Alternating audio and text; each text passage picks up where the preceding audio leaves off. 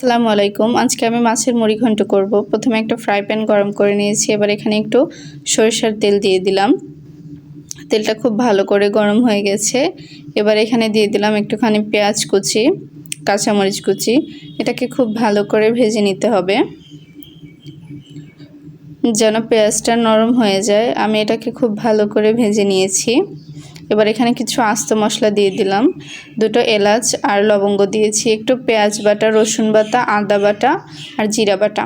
এগুলোকে খুব ভালো করে মিশিয়ে নিতে হবে পেঁয়াজ মরিচটার সাথে। আমি এগুলোকে খুব ভালোভাবে মিশিয়ে নিয়েছি। এটাকে ভাজা ভাজা করতে হবে, প্রথমে কিন্তু পানি দেওয়া যাবে না। এবার এখানে একটু পানি দিয়ে দিলাম। পানি দিয়ে এটাকে আবারও খুব ভালো করে কষিয়ে নিতে হবে। এবার এখানে দিয়ে দিলাম 2 চামচ শুকনো মরিচের গুঁড়া, লবণ আর হলুদের গুঁড়া দিয়ে এটাকে খুব ভালো করে মশলাটার সাথে মিশিয়ে নিতে হবে। আমি এটাকে খুব ভালো করে মশলার সাথে মিশিয়ে নিয়েছি। এবার এটাকে খুব সুন্দর করে কষিয়ে নিব। 2টো তেজপাতা দিয়ে দিলাম, খুব সুন্দর করে কষিয়ে দিব যতক্ষণ না উপরে তেল উঠে আসে। উপরে তেল উঠে এসেছে, এ পর্যায়ে এখানে দিয়ে দেব মাছ। আমি এখানে বাটা মাছ ইউজ করেছি, বড় সাইজের গুলো। মাছগুলোকে খুব ভালো করে মশলার সাথে কষিয়ে নিতে হবে। আমি এগুলোকে খুব ভালো করে মশলার সাথে কষিয়ে নিচ্ছি।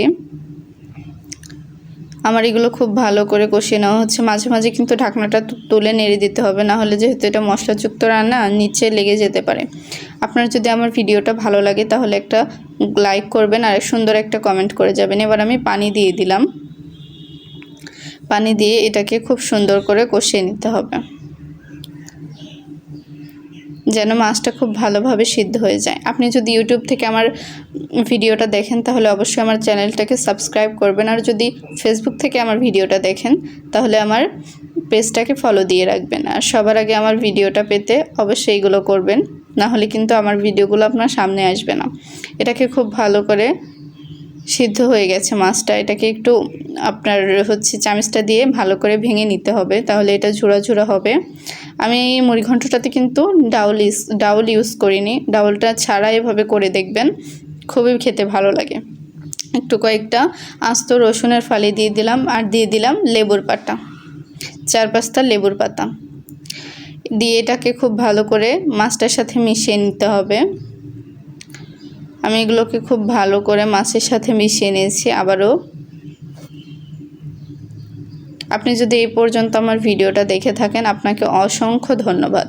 আমি এবার ঝোলের জন্য পানিটা দিয়ে দিলাম, পরিমাণ মতো পানি দিয়ে দিয়েছি। এখানে বেশি পানি দেওয়ার প্রয়োজন নেই, এটা খুব বেশি ঝোল রাখলে কিন্তু ভালো লাগে না। এটাকে আমি আবারও ঢাকা দিয়ে দিলাম। রান্নাটা